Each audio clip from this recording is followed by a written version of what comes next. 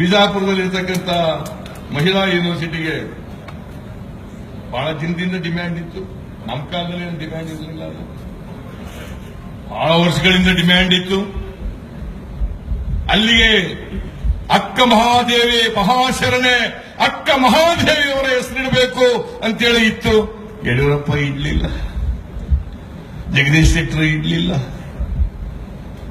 ನನಗೆ ಹೇಳಿದ್ರು ಈಶ್ವರ ಖಂಡ್ರೆ ಮತ್ತು ಎಂಬಿ ಪಾಟೀಲ್ ಮತ್ತೆ ವಿನಯ್ ಕುಲಕರ್ಣಿ, ಸಾರಿ ಈ ಸಾರಿ ಬಸವ ಜಯಂತಿ ಮಾಡುವಾಗ ಇವತ್ತು ಅಲ್ಲ ಅಕ್ಕಮಹಾದೇವಿ ಹೆಸರನ್ನು ಇಡಬೇಕು ಅಂತೇಳಿ ನಮ್ಮ ರಾಯರೆಡ್ಡಿ ಇದ್ದಾರೆ, ಉನ್ನತ ಶಿಕ್ಷಣ ಸಚಿವರು, ಇದು ಮಾಡಲೇಬೇಕು ಅಂತ ನಾನು ಹೇಳಿದೆ. ಕೂಡಲೇ ಹೆಸರಿಡಿ ಅಂತೇಳಿ ಕ್ಯಾಬಿನೆಟ್ ಬಂದ ಕೂಡಲೇ ಕ್ಯಾಬಿನೆಟ್ ತಗೊಂಡ್ಬಂದು ಅಕ್ಕ ಮಹಾದೇವಿ ಹೆಸರನ್ನ ಬಿಜಾಪುರ ಮಹಿಳಾ ಯೂನಿವರ್ಸಿಟಿಗೆ ಇನ್ನು ಮುಂದೆ ಅಕ್ಕ ಮಹಾದೇವಿ ಮಹಿಳಾ ವಿಶ್ವವಿದ್ಯಾಲಯ ಅಂತ ಹೆಸರಿಡಬೇಕು ಅಂತ ಮಾಡಿದೆ.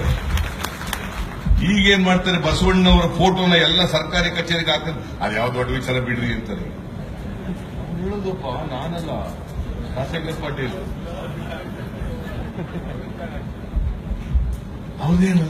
ಹಾಗಾದ್ರೆ ಗಾಂಧೀಜಿ ಫೋಟೋ ಇಡ್ತೀವಿ, ಅಂಬೇಡ್ಕರ್ ಫೋಟೋ ಇಡ್ತೀವಿ, ಹಾಗಂತ ಹೇಳಕ್ಕಾಗತ್ತ ನಾವು?